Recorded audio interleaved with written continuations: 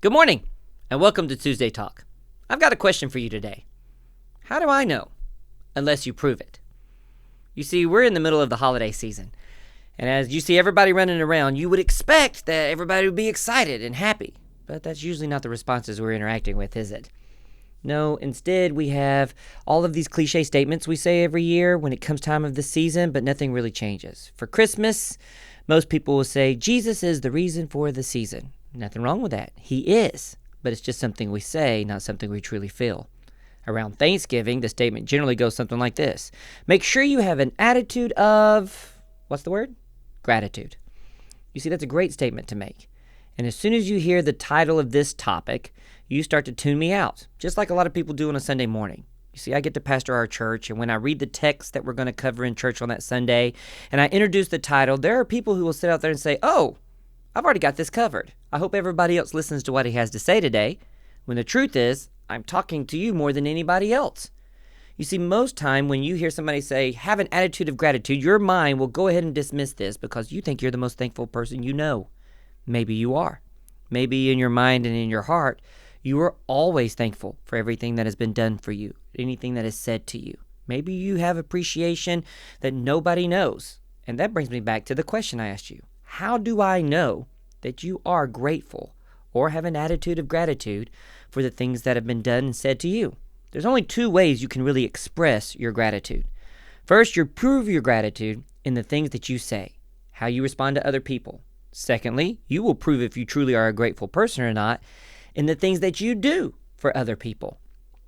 I live in a season in my life where I spend a lot of time on the phone sometimes talking to, in today's society, computers, AI, we're on hold, we hit 27 buttons trying to get to the next person because all I want when I call the insurance agency is to talk to a real person. When I call the reservation for the hotel, I need to talk to a real person. And after a whole lot of frustration and a whole lot of 00000 star, and the computer coming in saying, that is not a valid entry, eventually some poor soul will pick up the phone on the other end, and they'll be like, how may I help you today?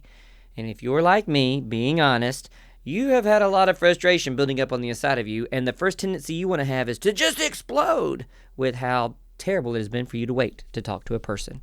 It's not their fault.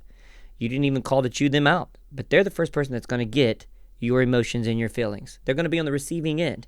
And most people are just doing their job. However, we don't appreciate them for doing their job.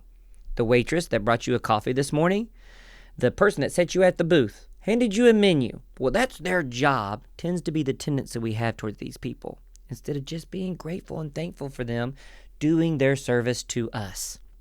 I want to encourage you, if I can, for just a moment, to make sure that your attitude of gratitude is not just something you feel in your head or you think in your heart, but it truly is expressed to the people that are investing in your life, for the people who serve you. If just a few people hear this message and go out there showing gratitude and go out there professing and speaking their gratitude into existence, it can make a positive impact in the lives of 10 more people around them. Our community definitely could use a little bit more gratefulness, a little bit attitude of appreciation. How about just 2 words that we stop teaching today's generation? Thank you. When people hold a door open, thank you. They hand you your refill, thank you. When they serve you through the window, thank you. When they motion for you or hold the door or wave or just nice to you, be grateful for them.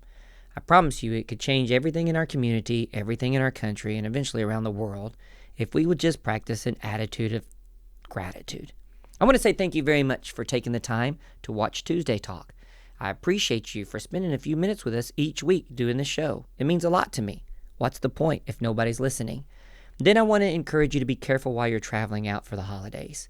If you still have the opportunity to go visit some family, be grateful for them.